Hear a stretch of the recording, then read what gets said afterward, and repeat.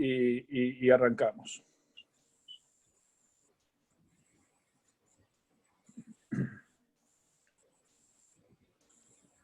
Bueno, yo de todas maneras lo que voy a hacer es empezar a contar un poquito la continuidad del ciclo de charlas que nosotros venimos teniendo. Comenzamos en este último tiempo, charlando y contando sobre la situación de la pandemia y después políticas de salud. Abordamos todo este tema sanitario que ha sido de alguna manera lo que ha llenado la agenda en este último tiempo, por desgracia, no por suerte, pero porque esto nos ha llevado a cambiar formas de vida, pero también a problemas económicos y sociales muy graves y que creo que todavía ni siquiera tenemos la dimensión exacta de dónde termina. Después seguimos con temas institucionales, el tema de la reforma judicial fue abordado, y hoy queríamos tratar de comenzar también a tocar los temas sociales y económicos.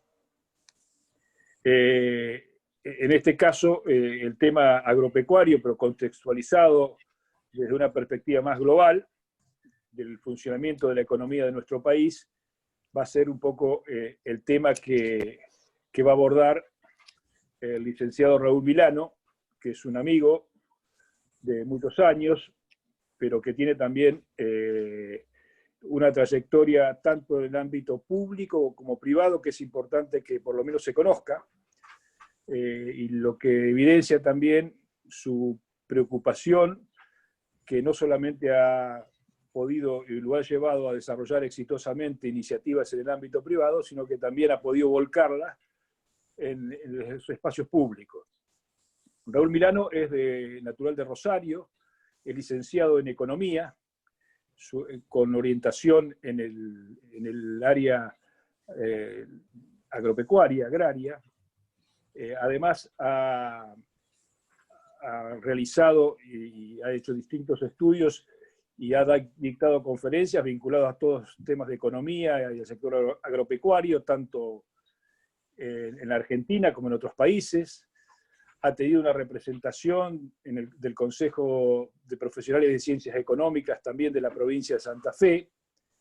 También ha integrado desde el sector privado, digamos, y ha sido asesor de numerosas entidades vinculadas, algunas a la producción, otras a la exportación.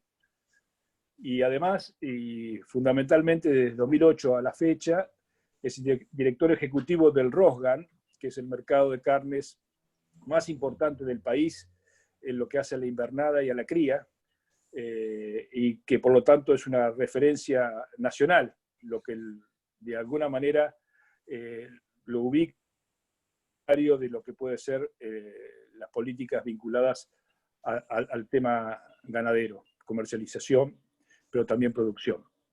Y el ámbito público ha sido diputado nacional por 2 veces por la Unión Cívica Radical, 1983, 1985, 86, 89, y también concejal de Rosario. Es decir, que ha tenido también y ha podido tener una mirada desde la perspectiva de los poderes del Estado, y eso no ha sido obstáculo, al contrario, yo creo que ha enriquecido las posibilidades que ha tenido para desarrollarse en los aspectos públicos y también en los privados.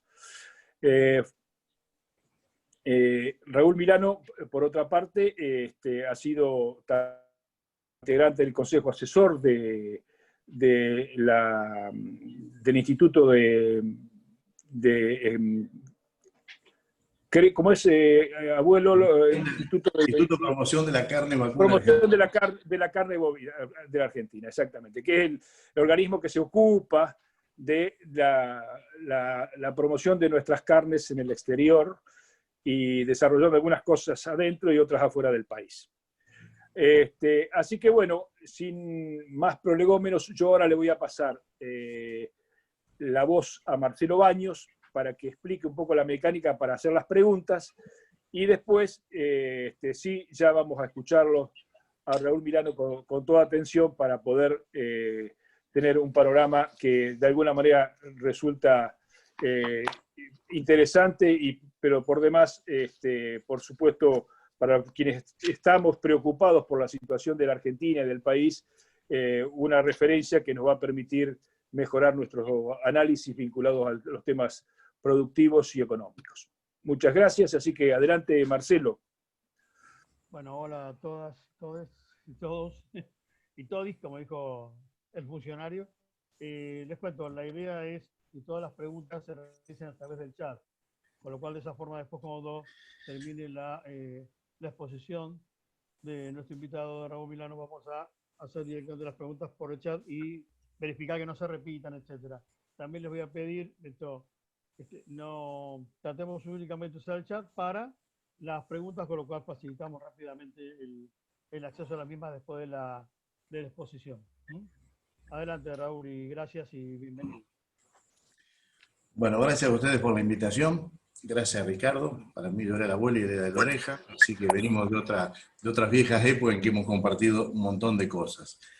Él fue el que puso un título presuntuoso, digamos. Si saquemos el título, voy a tratar de ubicarlo, pues al final de cuentas, o la ganadería, la agroindustria, pero como si fuéramos el tema central que uno pudiera resolver todos los problemas. Ojalá que fuera así, pero realmente es muy importante.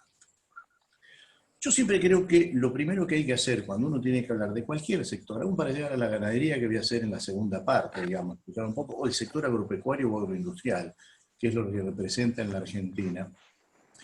Yo siempre creo que lo más importante es tratar de ubicarlo en el tiempo y en el espacio de las cosas que ustedes mismos saben, que es casi, y es muy difícil encontrar una explicación, que tratar de encontrar una explicación, ¿qué nos pasó a los argentinos, no en la coyuntura, para que estemos tan mal y cada vez fuéramos peor?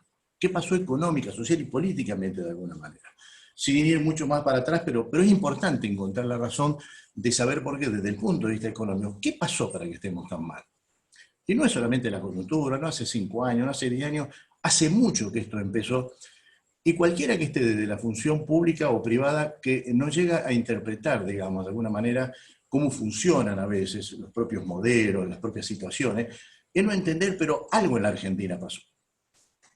Pasó en un país donde, evidentemente, antes de 1900 estamos entre de ahí hasta 1930, casi entre las 10 potencias o 7 potencias principales del mundo. Miércoles hay que caerse mucho para estar en el 7, en el 10 en el mundo y estar donde estamos hoy particularmente. Y no es responsabilidad particular de un grupo o el otro particular. Pero ¿qué es lo que ha sido para que siempre repitiendo las mismas cosas que de alguna manera se trata de hacer económicamente, es como si no le encontramos la solución y estamos muy complicados actualmente, pero muy complicados, no es que estamos más o menos. Y si yo no me explico nada que no sienta usted, en el bolsillo de usted, en el conocido, en el amigo, en la falta de trabajo, este es un tema estructural gravísimo en la Argentina.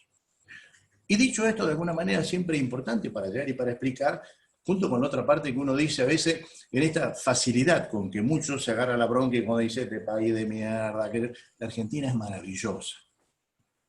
La Argentina es maravillosa. Estamos nosotros, los argentinos. Unos con mayores virtudes, otros con mayores defectos, pero si uno dijera, no nacimos en el África subsahariana, no nacimos donde no hay nada, nacimos en un lugar privilegiado y que tiene todas las posibilidades, pero que tenemos esa capacidad de anular, etcétera, etcétera. ¿Qué es, si uno diría económicamente, para entender qué nos pasó en el corto lapso de tiempo? Es que el último modelo económico que hubo vigente en la Argentina se agotó y se terminó en el año 75. Mire como para arrancar, ¿qué modelo, de qué estamos hablando? Y que forma parte de la discusión permanente que sigue estando en la Argentina, digamos, que fue el modelo de sustitución de importaciones. Un modelo que surgió allá por la década del 40, cuando empezó la plena guerra mundial, donde la Argentina tuvo grandes oportunidades, donde era absolutamente lógico cuando el mundo estaba cerrado, cuando no podía mandar, cuando no sobraba cereales, todo, empecemos a hacer nosotros y empezar a hacer un proceso de sustitución de importaciones. Todo eso es lo que fue ocurriendo, y en el año 75, definitivamente, cuando uno mira el Rodrigazo, pero uno dice como punto de inflexión, se terminó. Y seguimos viviendo creyendo que estamos en ese mismo mundo dando vueltas que no existe más. Voy a tratar de explicar de alguna manera qué es el modelo de sustitución de importación. Que después con distintos periodos uno va pasando y dice, bueno, pucha, a veces se acomoda un poquitito, parece que salimos adelante, pero yo creo que todo está claro que este país está agotado.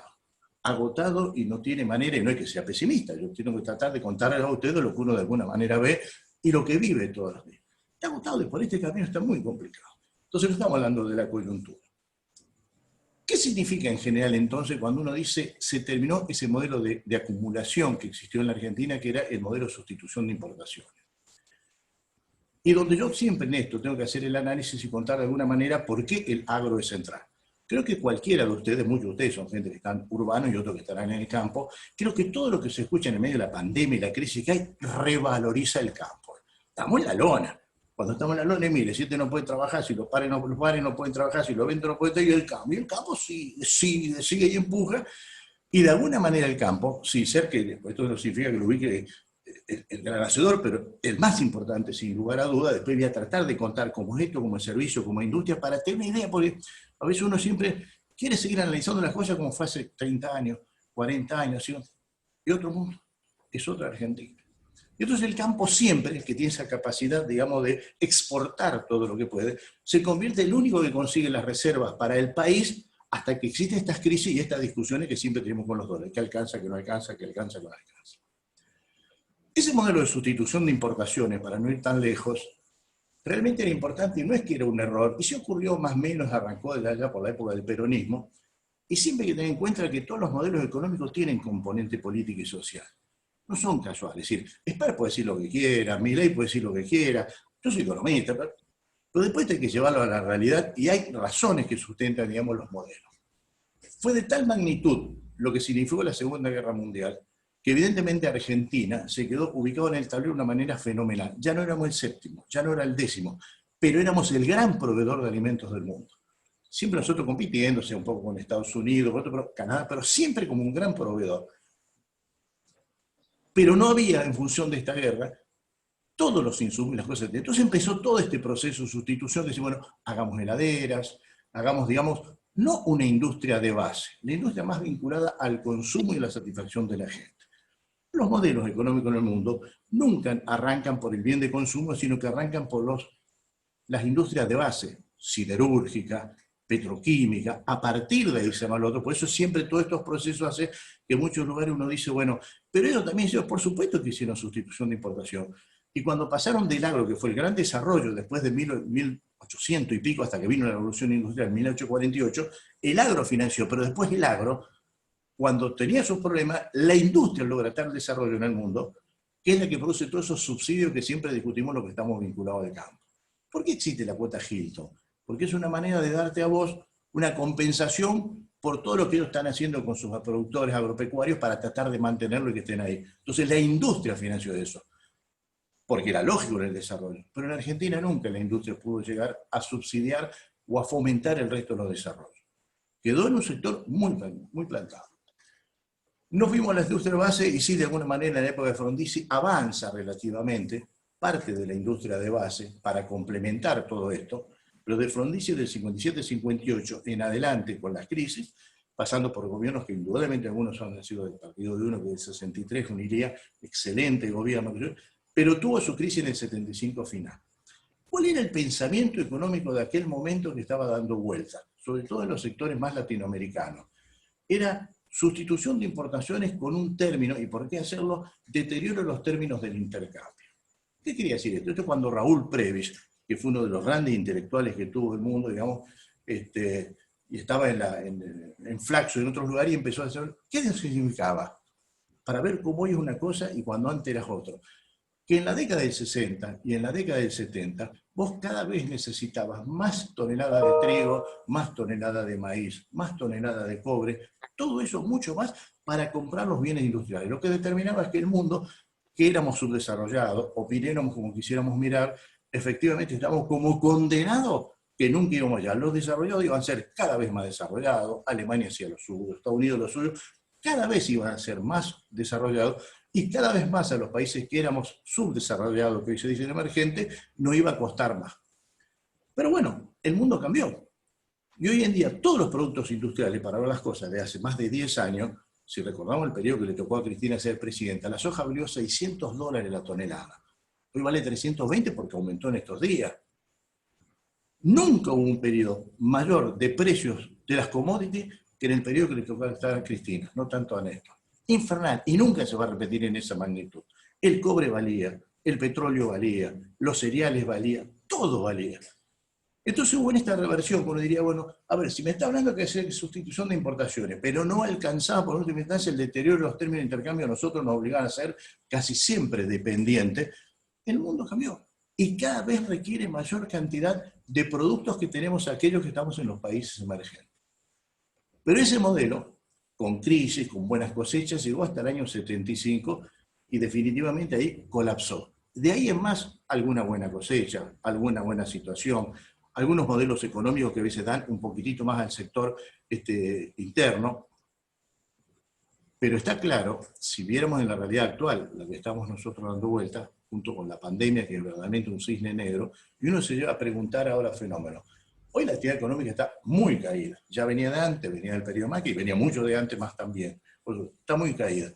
Pero y vendiéndolo entre nosotros, ¿vamos a poder salir? Muy difícil. Yo diría que es imposible porque no hay mercado.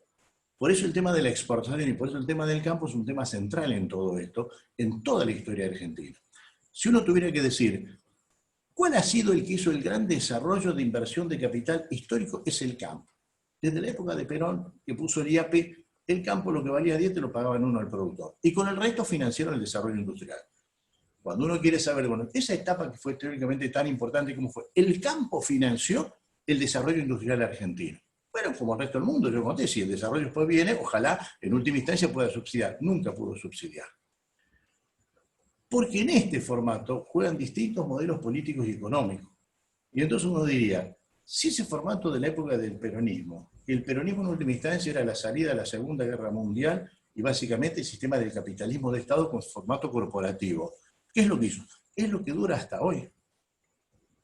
Políticamente era un modelo absolutamente exitoso hacerlo de esa manera económica, porque había industrialización, porque había obreros, porque ese era el objetivo, y porque los obreros votaban básicamente un sistema que acompañaba políticamente. Es decir, inteligente, no era una casualidad. Entonces esa alianza que a veces para nosotros es difícil de entender, pero como al final están todos en contra, pero los sindicalistas se ponen de acuerdo con los industriales siempre históricamente. Porque en la historia argentina, cuando uno mira, y tiene que mirar todo esto, existen modelos, hay que ver la sustentabilidad, hay que ver quiénes son los que financian grandemente, pero hay grandes prebendarios también en la historia argentina. Si uno lo ubica en cada momento, el prebendario es el que saca la renta principal. Seguramente alguno dirá, bueno, la oligarquía ya por 1900 o antes, que era el sector extractivo que vino después de la campaña del desierto. Se quedaron con los campos, era el formato. Después de ese formato, de alguna manera pasó, más allá de los internacionales que juegan esto, el desarrollo del sector industrial fue importante en la Argentina. Pero también el desarrollo del sector industrial, que muchos de todos nos preguntan, pero ¿cómo? Acá lo que vale 5, afuera vale 1, vale 50, entonces tenemos que hacerlo. El sector industrial, no todos, pero generalmente que no tienen competitividad y no van hacia afuera, han sido grandes prebendarios también todo este periodo de tiempo. Pero ha sido una alianza exitosa, particularmente con el peronismo, que hace más de 70 años que manejan el país y que siempre son aliados, siempre se entienden. Otro sector histórico desde que empezaron las obras públicas y del sector prebendario, sin lugar a dudas, todo lo que es obra pública. Cualquiera, lo que sea, con el apellido que le vamos a poner, siempre chupando la tenta del Estado. Y en los últimos 15 o 20 años, pero sobre todo en los últimos 10, y aún en el gobierno anterior, el sector financiero. El sector financiero es el sector más prebendario de esta época. Ninguno saca tanta diferencia como eso. ¿Y desde dónde trabaja el sector financiero para esto? No es muy sencillo. Mientras el Estado sea el gran tomador de crédito, porque necesite, porque tiene déficit fiscal, como no hay para el privado del crédito, todo el Estado. Vamos a darle con el LELIQ. Es decir, yo a vos te tomo el dinero que vos me das en un plazo fijo al 20, 20 y pico, la LELIQ 75%. Pero es loco. Darle 50 puntos. Esto fue lo que ocurrió donde terminó. Debo decir, yo vengo de un partido, ¿sabes dónde vengo? Estuve en Bogotá Macri. Imagínense que para mí no era muy alegre, y gracias a Dios que perdió. No para que ganen esto, gracias a Dios que perdió. Hubiera sido terrible. El sector financiero es el último en esta época que está jugando un papel de prebendario en la historia argentina. Se lleva todos los recursos y aprovechándose de una debilidad que tiene el Estado, que donde cuando uno escucha espera, al otro dice, sí es fácil, hay que llegar, no es tan fácil. Hay que ordenarlo, pero no es tan fácil particularmente. Entonces, si uno vuelve para ir encontrando la explicación a esto es, pero ¿y por qué estamos tan mal nosotros? No le encontramos salida y no le vamos a encontrar la salida mientras sigamos discutiendo con los mismos elementos. Porque el último modelo de acumulación que tuvo la Argentina, que el sistema de sustitución de importaciones finalizó, se terminó. No alcanza con querer algunas cosas acá que se hacen afuera y se hacen mucho más barata afuera que adentro, y no por eso tiene que comprarse todo afuera. Se terminó. Entonces hay que pensar modelos distintos que tienen que venir entre todos para decir, bueno, vamos para este camino, porque la base de todo esto es cómo acumular capital. Privado, público, pero cómo acumular capital particularmente. Entonces, en un proceso que a nosotros nos llevó estos últimos años, desde la década de 1930 en adelante, más allá de los golpes desde el punto de vista político, la Argentina cada vez estuvo peor económicamente. Pasó algunos momentos, pero viene una caída que es casi como terminal, con problemas estructurales que tenemos nosotros que son casi como terminales, gravísimos para un país maravilloso que tiene todo lo que tiene la Argentina. Y para no reducir solamente, bueno, si se robara menos, obviamente si se robara menos, pero evidentemente falta ideas y conceptos para poder llevar adelante proyectos y procesos políticos que son necesarios. Porque la estructura con la cual se está armando la Argentina, que con solo los sectores desplazados, todos los sectores que no tienen ningún tipo de trabajo, que ya hay más de 2 generaciones que no trabajan y que el resto tiene que mantener, ya no es un problema casual, un problema absolutamente estructural y gravísimo para salir adelante y para que un país pueda poder crecer y poder volver. Todo esto que digo con la coyuntura, Alberto puede decir que va a hacer 60 cosas, no va a poder ser una mierda, porque estamos muy mal desde el punto de vista. Es como un sinceramiento que cuando termine el tema del coronavirus y contar los muertos, va a quedar la realidad de una Argentina muy golpeada. En eso, cuando uno viene diciendo, para ubicar es la razón de ser, y esa razón se junta también con otros elementos que evidentemente tienen que ver desde la componente política e institucional también. La Argentina hoy, desde la renovación de la democracia desde el 83, cuando arrancamos nuevamente, ha decaído fuertemente desde el punto de vista institucional. Y no es un tema simple, es un tema realmente grave desde el punto de vista institucional. Porque cualquiera que esté en sectores que también le interese la política, sabe que en general los partidos políticos, hoy casi no existen, son de acuerdo a la ciencia política los intermediarios entre la sociedad y el Estado. Hoy hay miles de intermediarios menos los partidos políticos. Hoy la gente se expresa por otros lugares que no son ni los comités, ni las básicas, ni lo que tenga cada uno en su sector. Es decir, se está quebrando, y desde la época de Menem en adelante, porque tomo ejemplo, digamos, pero no para decir, porque bueno, siempre le toca al otro partido, el otro quiebre terrible es el quiebre moral. No es secundario para la economía, para la política. Y sé que ustedes están en un grupo y en un partido donde la ética es un tema central, y Margarita me parece brillante desde porque la conozco desde viejas épocas, digamos, donde no es fácil en la Argentina hacer política desde la ética. Seguramente no vende mucho, por eso no es. Pero para cualquiera que está en esto tiene que saber. Es decir, el quiebre moral y la destrucción de la escala de valor que empezó en la época de Menem, cuando dijo, y si lo hubiera hecho lo que iba a hacer, no me votaba nadie, de ahí en adelante pasó todo lo que pasó. No es menos. Con lo cual nosotros estamos en un cóctel absolutamente explosivo de un país donde lo económico no es solo lo económico, es lo institucional, es lo social que dije, y es la pérdida de la escala de valores que incluyen la ética, la idea del trabajo, las cosas culturales que uno ni tenía que decirlo. En 1900, 1880, 90, cuando venían los italianos, los españoles, venían a trabajar, ni se le ocurría otra cosa. Era una cultura del trabajo, del esfuerzo, del sacrificio, del ahorro. Eso no existe. Y con eso hay que tratar de moverse en un país que es muy complicado y que no encuentra forma de discusión.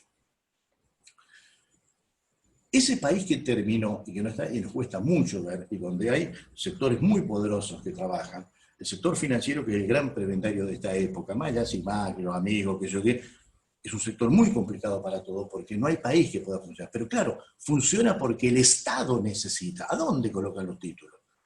En los bancos. ¿Cómo no van a acceder después? Si han ganado lo que no han ganado durante todo un periodo de tiempo, pero espectacular. Y ellos tienen particularmente interés. Entonces, un país que ha venido en declive permanentemente, que ha tenido crisis muy grande, apostó y hoy encuentra, y voy a tratar de ir yendo para el tema del campo particularmente, un sector que nunca le ha costado, más allá de las 125 y la salida, que creo que fue un aire puro que logró, digamos, sacar toda esta escala de valores importantes que todos quisiéramos tener, porque generalmente el tipo de campo es un tipo laburante, correcto, honesto, no va a andar haciendo inversión en Miami y después en otro lado, le compra para el hijo el departamento. Es otra realidad. Culturalmente hay una base de sustento muy importante para todos los que quieren rescatar en un país una república. Un tema muy central, lo sigue manteniendo, por suerte. Pero el campo, históricamente, como venía diciendo, ha sido un sector que ahora se realiza, todos lo están escuchando, lo ven, y creo que no suele tener la característica de poder brindarles a todo el mundo, digamos, una situación amigable. Todavía en muchos sectores la idea, digamos, como esto de los oligarcas, nada que ver. El campo ha cambiado totalmente, no tiene nada que ver con lo que uno puede imaginar. Pudo financiar, pero no puede financiar siempre a todos los sectores.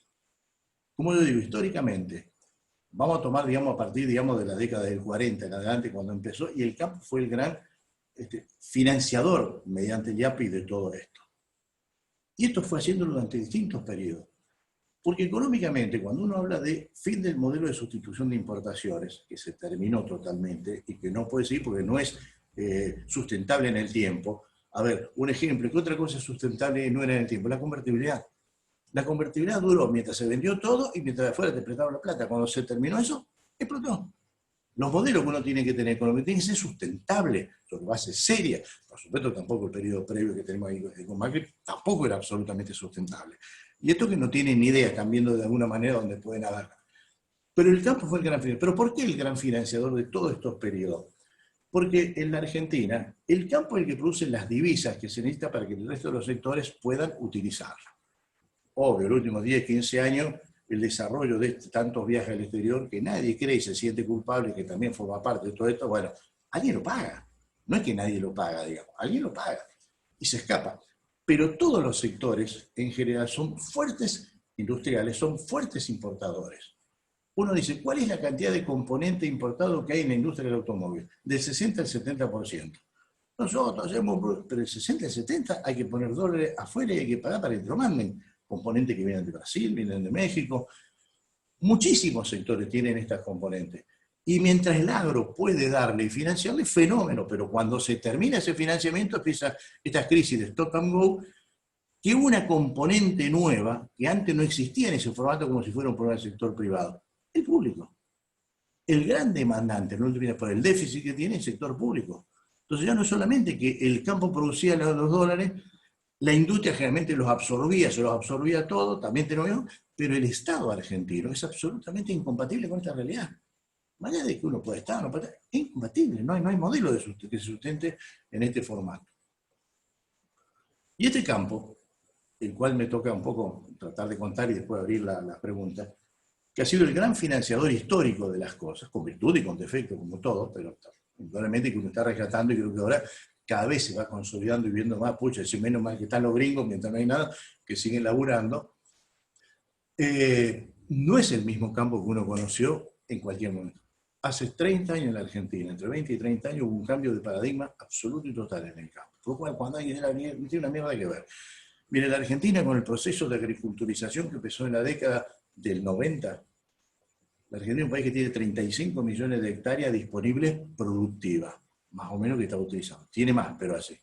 Pero hay 15 millones de la pampa húmeda nuestra que pasaron a la soja, mayoritariamente a la soja. Había vaquita, había otra cosa. Totalmente fue. Ese proceso de agriculturización que hubo nos genera un paradigma que 15 millones de hectáreas sobre 35 productivas hay que pensar, pero qué cambio se produjo, y produjo en todos los sectores. Entonces, imaginar y mirar el campo como que fue de hace 40 años hasta 50, no tiene nada que ver. Hoy es un campo totalmente distinto. ¿Qué es lo que logró? Logró lo más importante, que en un país que generalmente no es competitivo y no tiene eficiencia, nosotros tenemos un campo que del lado de la agricultura es el más eficiente del mundo. Tenemos unas tierras fenomenales. Sacando la pampa húmeda, el único lugar relativamente parecido a nosotros, como más chico, es Ucrania. No hay otro lugar que tenga estas tierras, solo en la Argentina. Después, Ucrania, pero que viene bastante más atrás. Pero el nivel de desarrollo, ¿cómo se expresa con esa competitividad?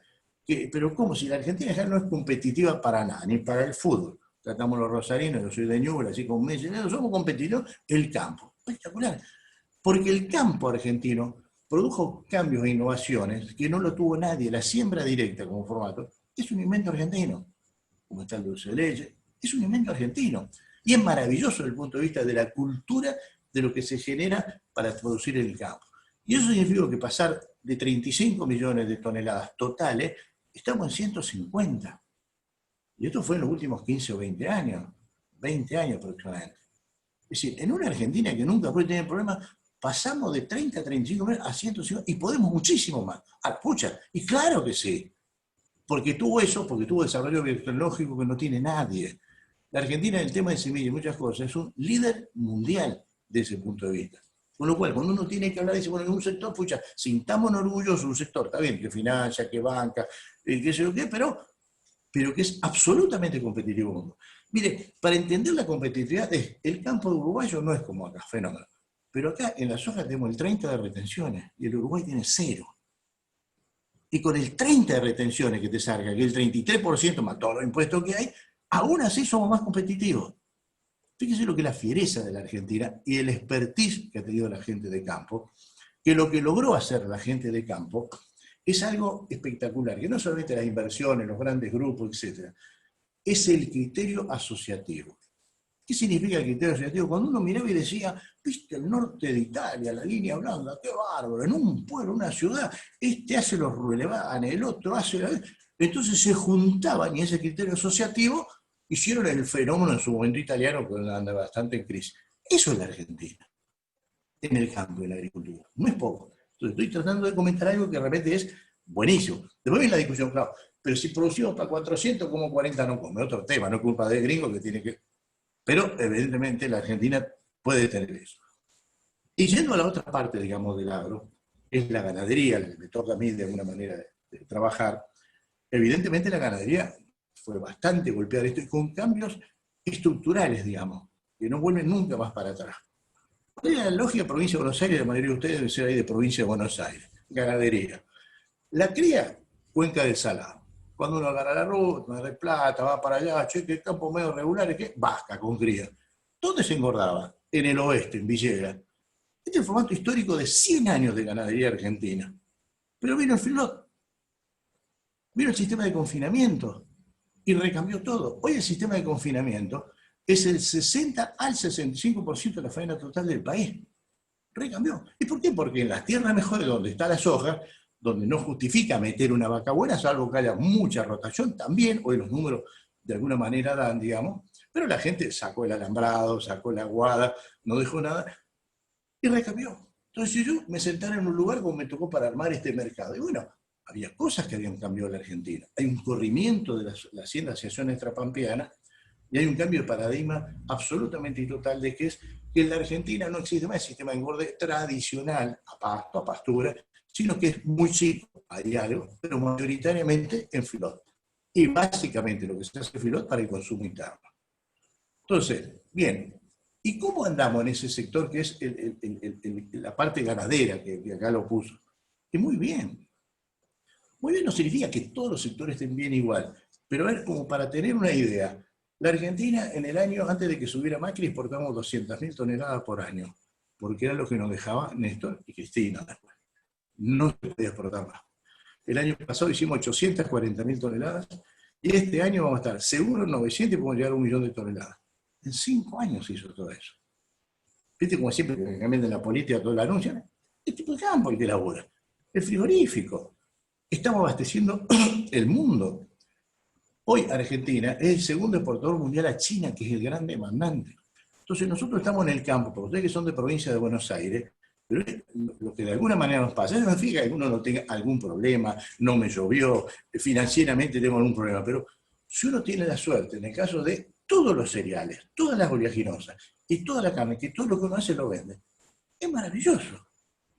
Uno mira a la Argentina y se pone, que yo acá tengo todos los vecinos que tienen algo y dice, y yo venderé, y voy a poner una fabriquita, y hago algo, ¿no? Todo lo que produzcamos lo podemos vender. Todo. Eso es maravilloso. ¿Pero por qué? Porque Argentina o Sudamérica es el único reservorio del mundo, básicamente de carne, no de cereales, pero de carne en el caso nuestro. No hay pastos y agua dulce como tiene Brasil, Paraguay, Argentina, Uruguay. Son una reserva del mundo, no hay otro, no van a aparecer en ningún lado, no es Australia, no es Canadá. Entonces cuando uno mira todo eso, mirado del campo y dice, escucha, entonces que estamos bien, bueno, a ver si cuando uno dice esto, viene y te sacuden por todos lados.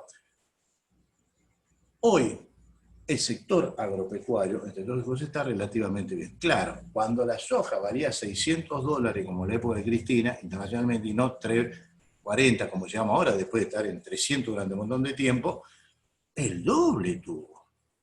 Era un chorro de plata que le entraba, no sabían qué hacer con la plata que le entraba. Y el campo lo tenía financiando todo esto con un 30%, 15% de las vacas.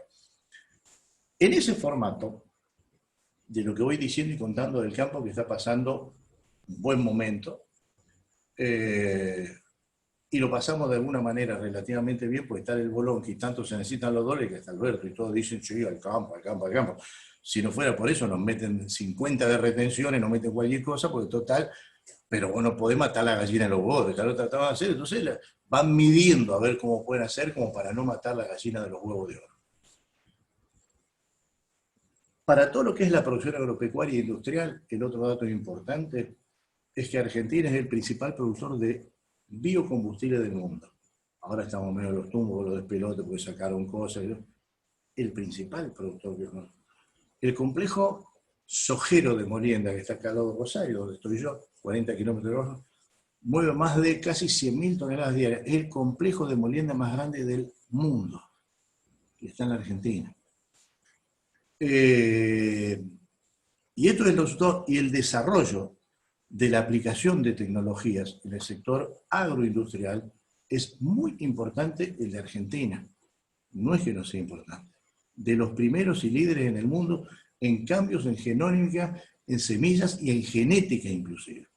Mirado desde el punto de vista de las carnes, yo debo decir, la Argentina es el único país del mundo que tiene el rodeo británico más grande del mundo, más que Estados Unidos en el formato inicial, aunque tiene mayor cantidad de cabezas. Esto no es poco. Es que nosotros tenemos una carne de calidad excepcional, que como la tratamos de comer todos los días, o por los problemas de la dieta, de esto, comeremos menos, pero no es lo mismo. Miren, nosotros somos el principal exportador a China. ¿Pero qué compra China? Y bueno, compra la vaca conserva, la vaca regular, porque nosotros comemos con cubierto. Los chinos comen con palito. Entonces lo que le vendemos a ellos es carne que después le hacen todas tiritas, arman un guiso, 2 horas de guiso, está tan tiernita, lo agarran con el palito y lo comen, pero China es infernal como demandante. Salvo Brasil, el segundo exportador a China es la Argentina. Entonces vuelvo al inicio, porque la idea un poco es contar un poco y abrir a la posibilidad de las preguntas. Con estos temas de crisis culturales, políticas e institucionales, más allá de lo económico, así venga el mejor economista, yo creo que el mejor economista, la Argentina no tiene solución si no hay una idea de fuerza y algo convocante que lleve detrás de sí estos principios. Evidentemente, con este formato de deterioro moral que existe en la Argentina de los últimos años, y debo decir que no lo incluye al partido de ustedes, porque la verdad que no sé si son todos del GEN o no sean, yo no soy del GEN, pero voy a hablar a favor. Yo sé quién es Margarita en ese sentido, porque la conozco hace muchos años. Sé de sus valores, son importantísimos. A lo mejor los argentinos sirven para mierda, pero ustedes saben cómo es todo esto, la remana el dulce de leche y viene cualquier delincuente. Bueno, evidentemente, cualquier cosa económica es imposible sustentarla si no hay un tema, una decisión política y social muy clara para poder llevarlo adelante. Pero desgraciadamente vivimos todavía compenetrados en la misma estructura, así como les conté que la ganadería, la agricultura cambió, qué fenómeno, la biotecnología, los sectores de servicio. Ahora les tengo que contar cosas que es importante. Los sectores de servicio. Argentina, todo lo que es en informática, en software, en desarrollo, es realmente pionera. No es poco. No seremos eso el mejor del mundo, pero no estamos lejos. Nosotros vemos que, pero Mercado Libre es una de las grandes universidades. Sí, el tipo se fue a Uruguay, sí, pero es argentino. El argentino tiene una capacidad natural que forma parte de los años de cultura y desarrollo de universidades que es realmente maravilloso. Es otro sector de punta al cual hay que apuntar. Pero claro, todo eso no coincide mucho con todos estos problemas que tenemos particularmente de la pobreza, de lo que tenemos que acompañar. No tuve tiempo para cargarlo, pero quiero decir como para tener idea de algunas cosas. Voy a poner el papelito como ponemos los viejos, le voy a decir a él como para entender. Pero ¿quiénes son los que dan empleo en la Argentina? Como para ir desmistificando. Mire, yo voy a poner si de alguna manera lo vemos, y se puede ver ahí, no es lo mismo, lo tendría que haber enganchado. Sobre 11 millones de personas, el sector industrial que está acá tiene 1.100.000. 1.100.000. El sector de servicios en la Argentina son 3 millones de personas. El empleo público son 3 millones, estoy haciendo sintéticamente. El campo son unas 400.000 personas más el sector industrial que está dentro de otro. Entonces, esto es central para entender. Pero ¿y dónde está el empleo de la Argentina? Esos 11 millones de trabajos. 3 millones, el más grande servicio. Hotelería, informática, turismo, todo lo que es. Entonces, cuando gran parte del discurso se empieza a armar, y nosotros damos empleo, pero el empleo está ahí, no está en otro lugar, digamos. Y si uno mira los 6 millones del privado, ve 1.100.000, que es lo que tiene particularmente la industria, y sigue siendo siempre el sector de servicios 3 millones, pero 3 veces más que la industria. Y si ustedes van a escuchar siempre el discurso que hay, porque nosotros damos empleo, yo no estoy en contra de la industria, vamos a ver, porque la industria del campo es fenomenal. Y obviamente que hay sectores importantes y que van a subsistir sin ningún tipo de problema. Pero no digamos lo que no es. El mayor creador de empleo, sino el Estado, son los sectores de servicios. Porque el mundo marcha hacia eso. ¿Podemos estar en contra? No. Entonces esto tiene mucho que ver en esta componente que formó parte de este marco político hecho hace 70 años en un formato corporativo. El sindicato, los empresarios, todos, gran parte de ellos, están jugando esto, y el peronismo que es el gran hacedor de eso. Un gran hacedor inteligente, y cada vez que uno escucha todo esto, entonces empieza de nuevo, bueno, pero ¿y cómo es todo esto? Bueno, pero por eso hoy, en esta Argentina complicada, me tocó hablar del sector del agro y tengo que decir, con problemas que puede tener en algún lado, bárbaro en medio de todo el despelote, un gran futuro particularmente. Ahora, claro, ¿qué vamos a hacer en un país que tiene casi el 40% largo de gente en la pobreza extrema? Donde hay 2 generaciones que no tienen ninguna cultura de trabajo y posiblemente no quieran trabajar nunca. No estoy siendo despectivo, digo la realidad. Entonces es como si es un país que hasta que no resuelven el crack, ese tema que no es solamente económico, no necesitamos un Esper, un Milei, necesitamos un proyecto global de nación distinto que tiene que superar los debates anteriores, que es lo que estoy tratando de decir. No estoy en contra del PNL, pero habrá hecho cosas buenas, pero eso no va más, ya vivieron. De esa manera estamos como estamos. Si seguimos haciendo lo mismo, vamos a estar peor que como estamos ahora. Basta que si fue más que el otro. Esta es la realidad. En la provincia de Buenos Aires estuvieron siempre. Yo no voy a contar a usted lo que es la provincia de Buenos Aires. Mire, yo me acuerdo cuando hablaba con uno, como nosotros emitimos por Canal Rural, no importa, un día le pregunto, no, porque Rosario es la Medellín, nosotros somos los capos narcos y hay unos problemas de puta madre tenemos, ¿no? Y digo, y sí, ¿sabe lo que pasa? Me dice, y lo que pasa es que usted está infiltrado, la policía de usted está infiltrada y trabaja para los narcotraficantes. ¿Qué me va a decir? ¿Que la policía de la provincia? No, la policía del narcotráfico. Y la verdad que debe tener razón, es así. A ustedes les toca vivir en determinados lugares que son realmente terribles con respecto a los otros. Entonces, vamos a ir cerrando de alguna manera porque quería hablar medio sintéticamente y tirar. ¿Cuál es lo único que puede hacer un país tratando de ser inclusivo y de incorporar gente? En la Argentina alguien va a tener que tomar alguna vez, en vez de concentrar, un tema territorial. El tema territorial es un tema central y la vuelta de la gente al interior es un tema también central.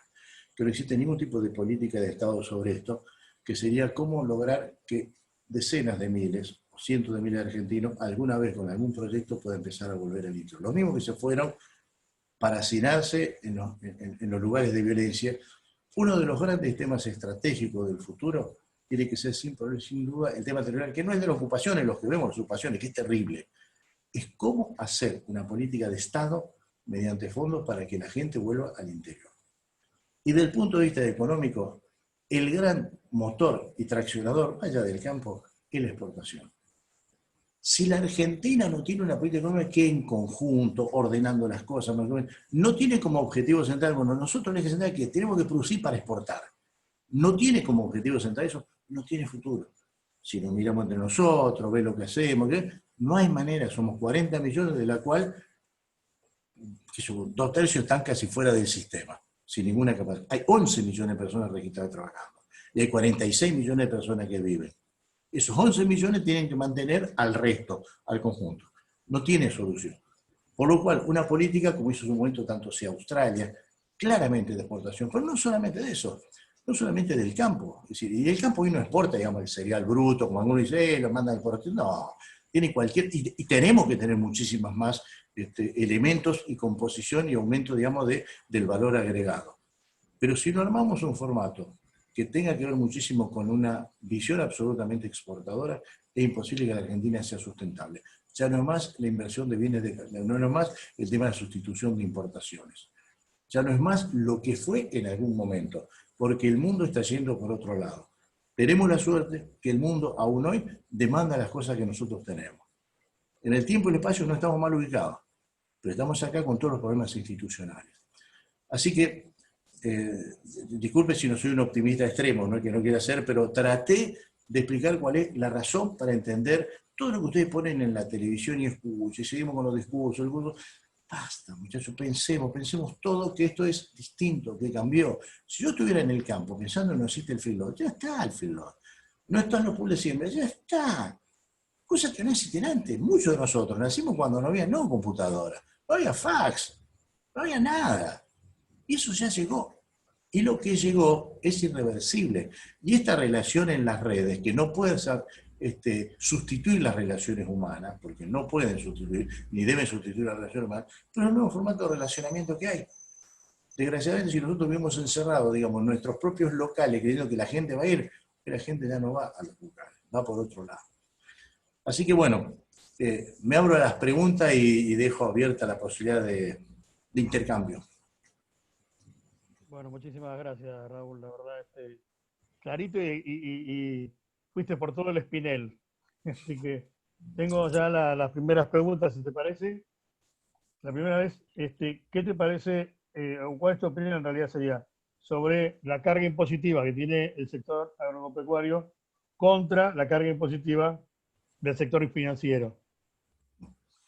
Bueno, creo que de alguna manera lo contó. Mire, yo tengo acá, le digo, esto es lo que lleva el Estado, fíjate, esto es lo que lleva el Estado de cada una de las producciones. Un tipo hace soja, girasol, el 70% de la soja se la lleva el Estado, en los impuestos. Es decir, cuando uno mira esto, dice, pero hay que ser loco, te puede llover, no te puede llover. Evidentemente que el sector financiero, que es como un cuco, que la única manera que ese cuco lo vamos a poder resolver es cuando el Estado argentino no necesite vivir del pedir de prestado todos estos títulos, el LELIC, LEVAC, todas esas cosas que se ponen, pues es la única manera que uno lo puede poner en caja. Y evidentemente ellos no tienen de ninguna manera la presión que tenemos el resto de los sectores, pero de ninguna manera. Pero no la tienen porque son como imprescindible en estos momentos de desequilibrio donde la política que está en esto es rehén de un grupo de personas que hoy son los grandes prebendarios de este periodo. Así como yo dije, históricamente los que hicieron ruta, digo ruta, qué sé yo, todos sabemos que siempre fue un negocio, dando vueltas, qué sé yo, bien o mal. Pero llegar a temas como el tema cuando tocó sobre el final de Macri con el tema del LELIC, fue una barbaridad lo que hicieron. Que te den el 76% y tomaban el dinero de la gente al 25, 24. ¿Dónde está una renta asegurada de ese volumen? Pero claro, después el que tomaba el crédito era el Estado, porque la LELIC era para el Estado, para seguir financiando. Quiere decir, no lo tienen hoy y la única manera de poder poner un financiamiento al servicio de la gente es desgraciadamente cuando el Estado no requiera tanto financiamiento como está hoy. Siguiente pregunta, ¿cómo observa el riesgo de degradación de los suelos frente a la reiterada sofización? Bueno, es un tema importante. Al principio no me acuerdo si estuvo en Mar del Plata este año hace poco estuvieron haciendo su congreso. Vamos a tocar dos temas de esto. Si sabemos que una de las mejores cosas que tenemos es una fertilidad y una pampa maravillosa que no tiene nadie, excepto Ucrania, como comenté, no son la misma cantidad de hectáreas. Es un gran competidor en trigo, otras cosas. Usted sabe que Rusia generalmente tenía, bueno, ahora son países independientes. Pero la parte de riesgo tendría que ser, porque como todo esto se analiza en función de la rentabilidad, y el tipo que está en el campo puede cometer el error de mirar nada más que la rentabilidad. Yo creo que cada vez más empieza a existir la necesidad de ir saliendo del monocultivo extremo como fue la sojización.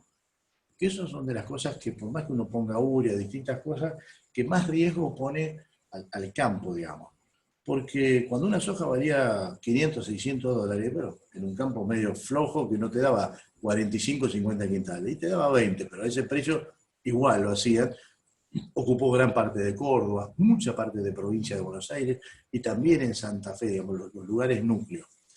Eso es un riesgo importante que hay que trabajar cada vez más, pero que va a ir de la mano con el tema del calentamiento global y la huella de carbono. Ustedes ven que el activismo, así como tengo los veganos por el tema de la carne, si quieren también lo tocamos, el tema del activismo va por distintos lados, pero son temas centrales de la humanidad, porque si el mundo se calienta no es un problema de los activistas, es un problema que todos nos vamos a quemar por decir cualquier cosa. Entonces, el rescate de la huella de carbono hace que todos los países, ya a partir del año que viene, tienen que presentar los protocolos suficientes para poder demostrar e ingresar a distintos lugares con las producciones que lo que uno tiene es un balance favorable. Ejemplo, la carne. Nosotros estamos trabajando junto con las bolsas y todo, armando protocolos, porque va a venir un día que va a decir un holandés, la Unión Europea, si a mí no me traen como es la captura de carbono, nosotros no estamos en condiciones de comprar carne. Son formas para arancelarias, pero también de cuidado. Ya Nueva Zelanda lo ha tomado, y una primer ministra que es mujer. Dentro de 5 años Nueva Zelanda tiene que tener todos los sectores, lechero, etcétera, etcétera, para que de alguna manera den un balance positivo a la huella de carbono. ¿Qué es la huella de carbono? Es quitarle fertilidad al suelo, salvo que exista de alguna manera que uno pueda demostrar. Entonces voy a los problemas de calentamiento que de alguna manera tiene que ver esto. Si uno escucha las críticas del mundo industrial, pareciera que el 30% del calentamiento global son los flatos de la vaca. Para decirlo concreto, los pedos de la vaca porque es rumiante. La ventaja de haber tenido el coronavirus y todo este despelote es que empezamos a ver todo el mundo que hay imágenes, las vacas siguen, se tienen tirando cohetes, pero se achicó violentamente lo que eran todos los riesgos que había de calentamiento global, que está concentrado básicamente en los sectores industriales y también, por supuesto, en sectores, digamos, extractivos, petróleo, etcétera, los más importantes. Pero yo lo escuché, nosotros estamos en este sector y ustedes son el 30%, pero de ninguna manera. Tenemos ya protocolos hechos, pero son los dimes y diretes que estaban dando vuelta. Creo que el tema de la huella de carbono y el problema del calentamiento global indirectamente nos va a llevar a pensar en el tema de la sustentabilidad. Yo tengo un pedazo de campo, digamos, de familia de toda la vida. Toda la vida lo que uno hacía era rotación. Después uno terminó metiendo soja, medio más o menos, pero el campo lo iba moviendo, 4 o 5 años un lote, metía la hacienda, porque la hacienda engorda, porque la hacienda defeca, porque eso está volviendo y de a poco. Y va de la mano de las oportunidades que tenga, porque uno no puede estar diciendo al tipo, vos tenés que hacer. Si la carne se pone favorable, como está en este momento, si la soja no aumenta tanto, entonces hay un punto de equilibrio donde más de uno, si no terminó el alambrado, empieza a poner la rotación. Eso es muy importante y hablar muchísimo para que haya una cultura más integrada y no poner huevo en una sola canasta. Bien. Raúl, ¿cómo evoluciona el comercio de carnes con China? ¿Será nuestro único comprador? Es la pregunta. Bueno, China el año pasado fue casi el 90% de la compra en calidades que son no las mejores que uno tiene. Entonces, siempre uno diría, bueno, a ver, pero vamos a partir de qué es lo que tenemos, para tener una idea. Argentina es calidad, Brasil es cantidad, que es el otro gran proveedor. La genética que tiene Argentina no la tiene nadie, o casi nadie. Brasil lo tiene Nelore, un montón de razas hídricas, por supuesto, también tiene sintético, algunas mujeres, pero entonces Brasil puede vender todo lo que quiera porque tiene 200 y pico millones de rodeos con animales de no tan alta calidad. Cuando uno tiene animales con la genética que tiene Argentina, con el desarrollo que hay genético, son calidades, son generalmente cosas que a exportación uno las tiene que mandar por corte y no como le mandamos a China, que generalmente uno deshuesa las vacas, conserva, todo va, total, lo hacen tirita. Entonces, ¿cómo nos encontramos hoy? La Argentina es un gran proveedor de cortes internacionales, como para decir algo, que ha ido creciendo. Si estábamos en 200.000 toneladas, no cumplíamos la cuota Hilton, que son 29.500 toneladas anuales, durante años no la cumplimos, ahora se está cumpliendo, pero no alcanza tampoco con eso. La apertura del resto de los mercados es importante. Entonces, si China es volumen hoy, es una desgracia, y no, bueno, es buena hora que esté, porque lleva todo.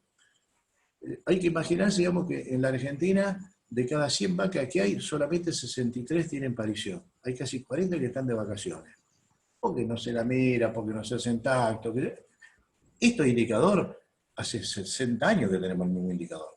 No puede ser. Uruguay tiene casi más del 82%, Estados Unidos tiene el 85%, nosotros estamos en 60 y pico por ciento. Entonces, ¿por qué no crece el volumen? Y bueno, porque la vaca hay que seguirla, hay que hacerle tacto, hay que preñarla bien, cosas que no hay. En temas de manejo, bueno, hay muchos animales en zona extrapampiana, que es donde se aplica peor esto. El mundo está cubierto, pero los grandes exportadores de cortes históricos han sido básicamente Estados Unidos. Estados Unidos exporta casi 1.200.000 toneladas anuales e importa 1.400.000. Son muy vivos los americanos. Todo lo que exportan ellos realmente mandan a Japón, por supuesto a otros lugares, ¿no? Pero Japón, Corea, grandes mercados, Singapur. Entonces, a vos te compran la vaca barata para hacer hamburguesas, pero ellos mandan cortes. Entonces, en el balance, compran barato y venden caro. Claro, los niveles de consumo y los formatos son distintos. En Estados Unidos, la molida, la hamburguesa, es el 50% de lo que se destina a consumo. En la Argentina es menos del 8%. Es decir, son países con culturas distintas, digamos. Grandes carnívoros, gordos, obesos, con mucho tenor de grasa. El tenor de grasa en la Argentina, que cada vez ha sido importante porque empezó el feedlot, más de uno si es veterano sabe que antes la carne no era tan gorda, ahora es bien blanquita la grasa, toda sale tierna. Antes la carne no salía tierna. Más de una vez vos comprabas un buen animal y no salía. Ahora todo es tierno porque todo es feedlot. Ahora, la subcutánea que va por arriba, acá cuando ya tiene un pedazo así, va el carnicero y dice, pará, el del súper, ¿por qué no me saca un poquito de carne? En Estados Unidos tienen 3 dedos. Esta es la entera. ¿Por qué el formato es? Con lo cual tienen subcutánea de mucho engorde y mucho marmolado interno, distinto. Por eso tiene mucho problema de obesidad. ¿Pero por qué esto? El 95% de la producción de Estados Unidos que va a faena es feedlot, confinamiento. Y solamente el 5% es lo otro. Nosotros somos el 65% destinado al consumo. Un problema nuestro con respecto al otro. ¿En cuánto terminan el animal en Estados Unidos? Para ver cuando nosotros vamos y compramos. 600 kilos promedio. 600 kilos.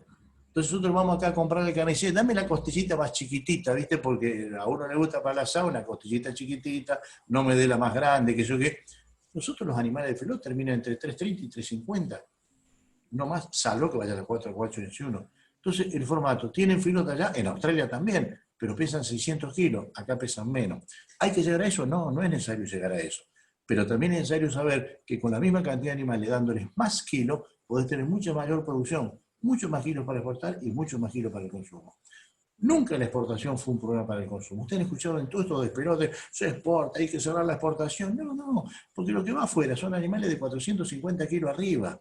Lo que se come es liviano. Y el asado queda de eso, también queda adentro. Y muchísimos cortes quedan adentro. Entonces, China es una gran oportunidad, pero siempre un riesgo. Uno tiene que tener una paleta muy grande. Uruguay tiene casi 170 países habilitados. Nosotros estamos en 140 y pico. Uno tiene que tener una paleta muy grande para en todos lados empezar a meter. Y más si tenés carne de calidad. Nuestro mercado no es el volumen e ir a China a vender vaca vieja. Los lugares que estén los mejores restaurantes del mundo, mire las cosas para entender cómo es el restaurante. Hay muchas cadenas alemanas. Alemania, nosotros tuvimos siempre una ganadería vinculada más a Europa, digamos, una gran proveedora para Europa. Pero las cosas que hacemos los argentinos, 60 días antes de que empiece el Mundial en Alemania, Néstor cerró las exportaciones de carne. La mayoría de los restaurantes de Alemania dicen Argentination Meeting, porque es un orgullo que no tienen que vender nuestra carne. Lo emboscamos a todos. 60 días antes no le mandamos a nadie. Entonces, empezar a recuperar eso no es de alguna manera fácil, pero hay que buscar. Nuestra diferencia tiene que estar en la calidad, en los cortes frescos. ¿Por qué Australia vende más cortes frescos? Los chinos comen eso y comen muy poco lo otro. Pero Australia está al lado. Nosotros hemos hecho pruebas. Nosotros con un contenedor de acá tardamos casi 45 o 48 días por barco. Un tipo que está en Australia llega en 5 días. La carne, cuando vos la mandás enfriada, tiene un proceso de maduración y vos tenés un periodo de tiempo. 90 días en general acuerdo, algunos han prolongado, porque si no, no la podés vender, digamos. Y eso va etiquetado y con fecha de vencimiento. Pero bueno, Chile es una gran oportunidad que hay que aprovecharla, pero siempre tengo claro que hay que ampliar a otros jugadores. Y lo nuestro es el retail, los hoteles, los restaurantes. Eso tiene que ser nuestro objetivo. Bien. ¿De qué forma el sector agroindustrial podría generar mayor empleo? ¿Podría qué? Generar mayor empleo. Bueno, que el sector agroindustrial da bastante empleo. La idea es que particularmente la agricultura, vos tenés 380.000 personas trabajando en la parte de campo, agricultura y ganadería. en el campo. Y tenés casi 300 y pico mil que trabajan dentro del sector agroindustrial. El agroindustrial no es solo el visible, así como uno habla de la soja, lo que tenemos cerca, la alconafta, que es una cosa importante.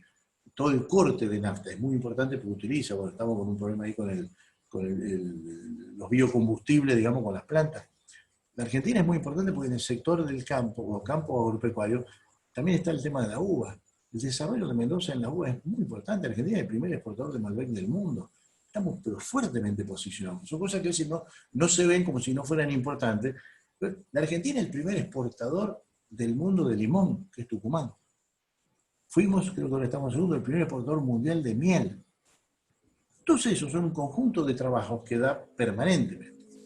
Ahora, la ganadería genera mayor empleo que la agricultura, como siempre decimos. Donde hay una vaca, hay un tipo en el campo. Porque necesita un puestero para que mire, a ver si tiene el agua. Cuando está el puestero, pero va al pueblo y compra ahí en el pueblo. Cuando vos vas a la agricultura, hay mucho más pool de siembra y pasan por delante y menos gente. Realmente la ganadería da más empleo. Ahora, puede dar lo que puede dar, claro. El tema es cómo, si uno dijera, bueno, a ver, ¿cómo hacemos para que, bueno, no pobre todos los que no tienen nada de nada, digamos?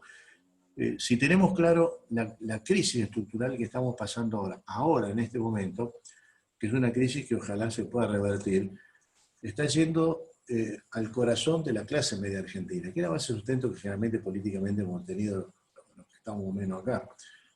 Es gravísimo, digamos, el golpe sobre la clase media. La clase media ha sido un colchón importante que fue el que permitió las universidades, los desarrollos, las biotecnologías. No es poco, no es que sea mejor que Juan o mejor que Pedro, mejor que los laburantes, son espectaculares. Pero la clase media fue lo que nos generó en la Argentina un montón de oportunidades que otros no tenían. Cuando teníamos un presidente decían éramos los carapales de América Latina por la característica. Bueno, hoy está absolutamente en crisis los sectores medios. Y eso se va a empezar a ver cuando terminemos de contar los muertos y venga la realidad. Todo lo que hay ahora es mucho ruido, pero la realidad económica realmente es gravísima en el país, muy grave. Raúl, ahora me quedan 3 preguntas, pero tengo una y después las otras 2 las pongo juntas porque están relacionadas.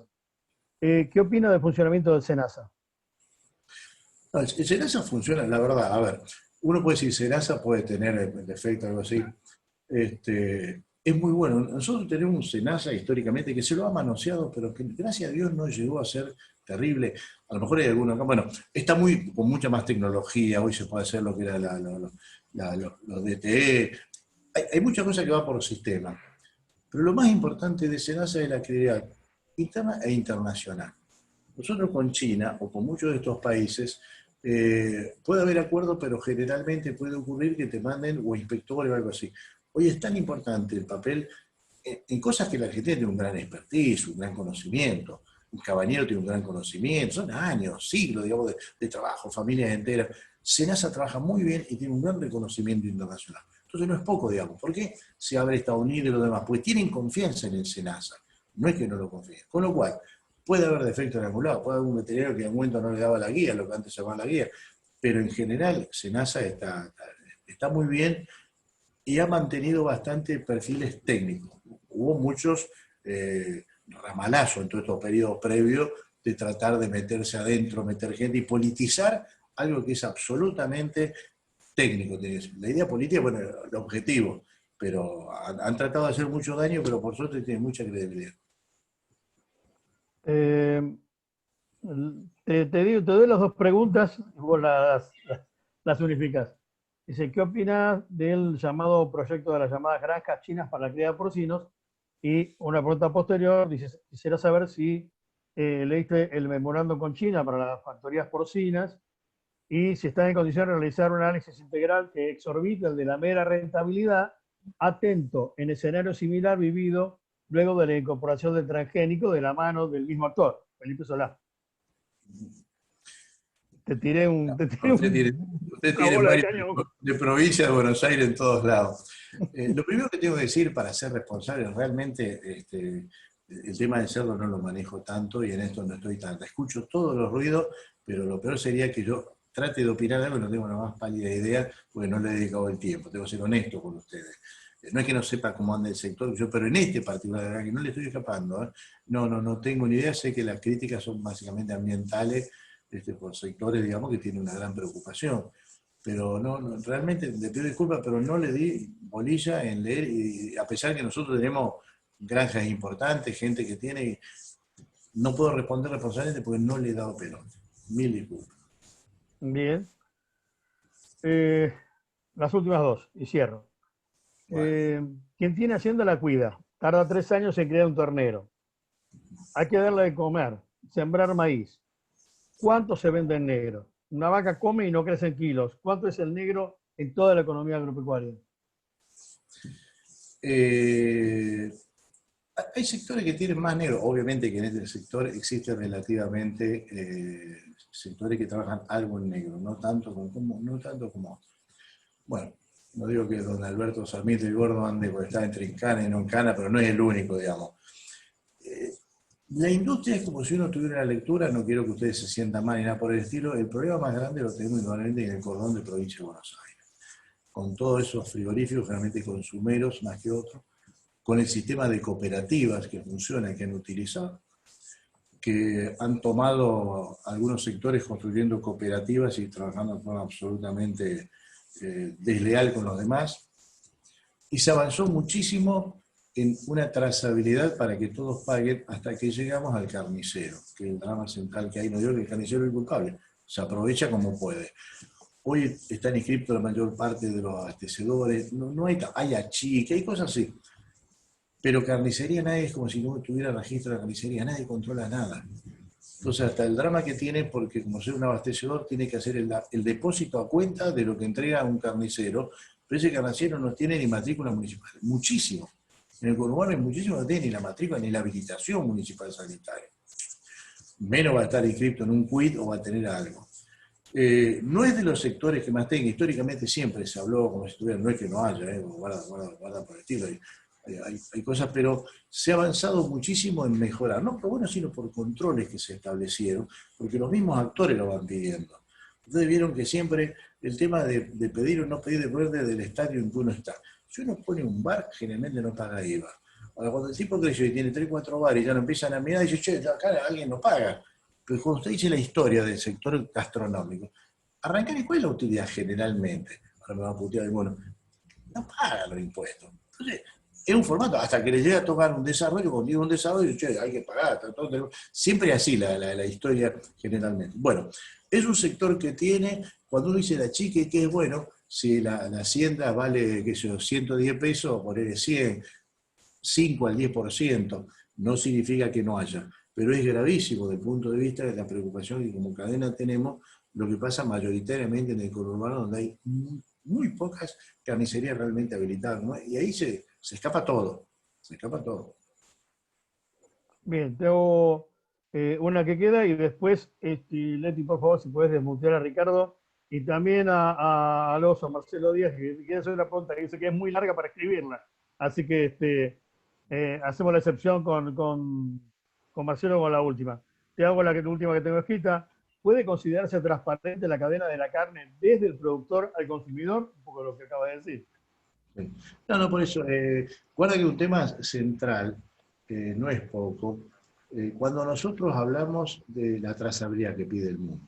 Nosotros con Europa hace 40 años que tenemos discusión de esto de la trazabilidad, cuando en Europa un tipo que tiene 10 vacas, y un establito con 10 vacas, y nosotros tenemos un productor que tiene 100, 500 o 1000, y cada una tiene su caravana, etcétera, etcétera.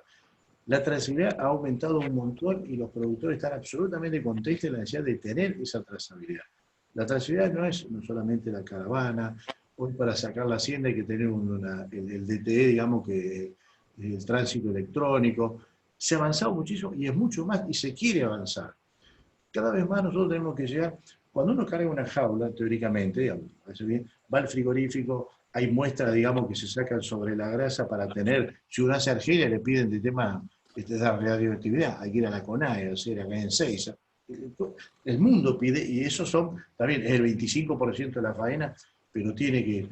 Y cada vez más, porque lo que nosotros vamos a poner en una góndola, en el mundo la gente va a querer saber de qué tipo de animal, de qué campo es, y se va a llegar. Es decir, toda la cadena está trabajando mucho en eso. Entonces uno puede decir, hay pícaro y en todos lados tiene que haber algún tipo. Pero globalmente, realmente es muy fuerte el trabajo en eso de la trazabilidad, porque es lo que nos va a diferenciar. Hoy Uruguay la tiene muy bien implementada, y no es distinto a nosotros, pero es la clave de poder entrar en el resto de los países del mundo.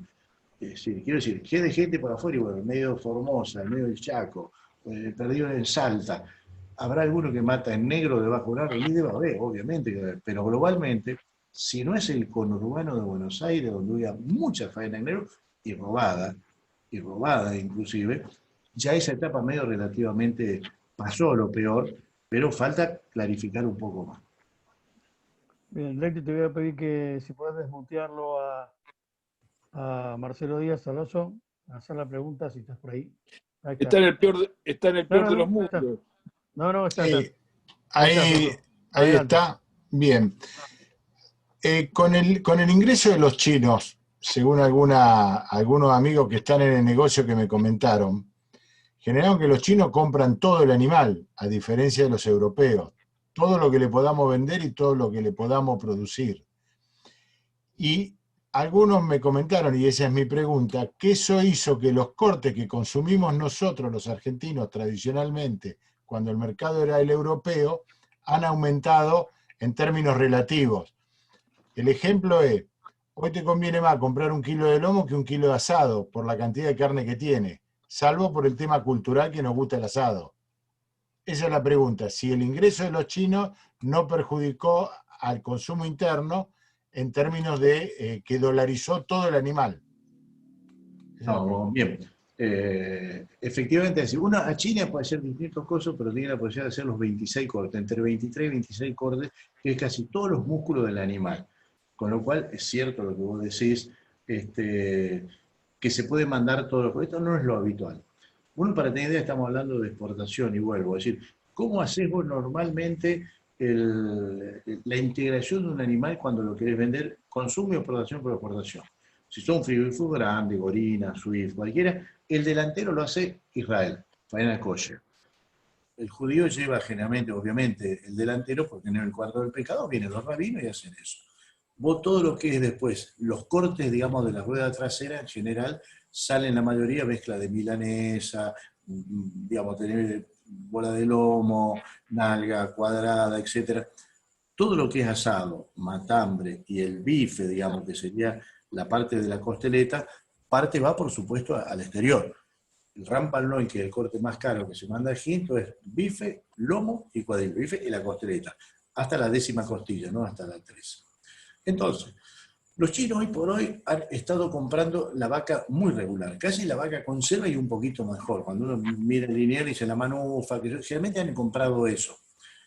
Cuando el animal es muy fundido con una vaca conserva, no puede sacar ni los músculos, porque ya no tiene, de viejo que hay, no puede ni sacar los músculos. Con lo cual, lo hacen en manta, de huesas y lo mandan en manta. Cuando es una vaca manufactura o algo así, podés ir sacando los cortes porque tiene el formato de los cortes. Y ellos lo llevan particularmente. Pero como en general, ellos no han entrado ni en el novillo, ni en el novillito todavía, muy poco, animales muy flacos, sí te levanto oro, todo esto. No hubo una competencia de China hoy por hoy sobre el mercado, ¿sí? Porque le mandamos a ellos y nos quedamos acá. No. Acá hay volumen. Y siempre cuando uno exporta, lo que sí nunca se manda indudablemente que el parrillero, que es lo que es caro, y voy a la otra contestación tuya. ¿Por qué? Porque la Argentina, como un país libre de aftosa con vacunación, el concepto de eso, la aftosa no es una enfermedad que causa problemas en la gente, jamás, nunca lo hizo. Pero son barreras para el anciano. Entonces te ubican de esa manera y te tratan de pagar menos. Vos siempre que vendés al exterior, sacando un brazo, siempre mandás los cortes sin los huesos, todo deshuesado.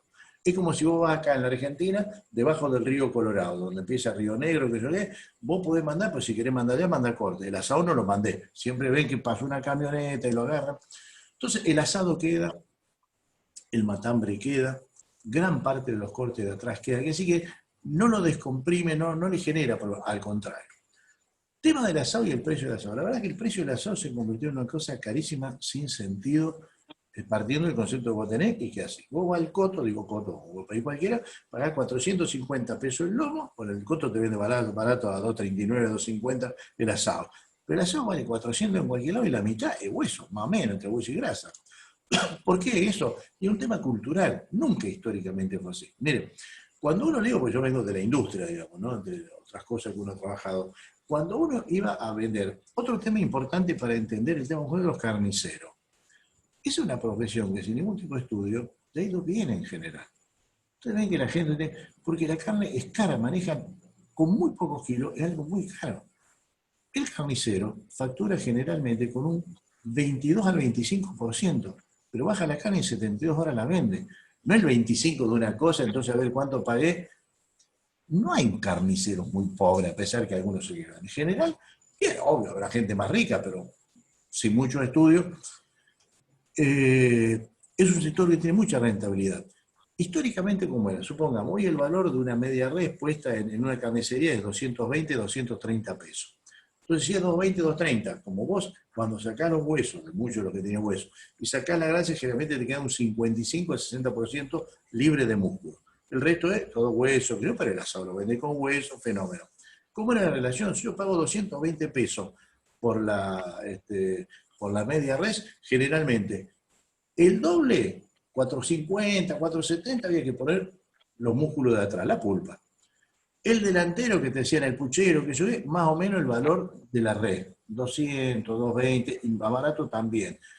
Y todo el asado está entre uno y otro. Si este valía 450 y esto valía 150, 250, 270. Ahora no, ahora el asado vale 400, vale 440. Y bueno, eso también fue un poco el resultado de que al faltar exportación, y como todo el asado que da acá, hubo todo un cambio cultural, digamos, y también nosotros vamos viendo la carne. A ver, otra cosa para decirles, cada vez cambió más la forma de consumo de la carne. Los más jóvenes, casi la única vinculación que tienen con la carne es la hamburguesa y el asado de fin de semana que le hacen los padres, si viven juntos o algo así. Argentina es un país que siempre tuvo un gran conocimiento de los cortes. Vos antes ibas a comprar, digo, para los más veteranos, no los jóvenes, vos ibas a la carnicería o te mandaba la vieja y decía, quiero hacer milanesa, pero andá y decirle que sea de bola de lomo, de cuadrada, algo más o menos. ¿Cómo fue? No, y vos ibas y decías, quiero costeleta. Y vos sabías lo que era la costeleta, porque no te den del cogote, porque es muy grande, yo no quiero la del cogote. Eso en Estados Unidos, la gente no conoce los cortes como nosotros. Argentina, Uruguay, pero Argentina, como el lugar nuestro, tiene un gran conocimiento, los más veteranos, no los sectores jóvenes que han ido recurriendo a otras cosas. Con lo cual, el asado es uno de los últimos hechos culturales que se relaciona con el fin de semana. Si uno diría en la casa, y le pregunto a ustedes, ¿cuánto hace que no hacen costeleta en la casa?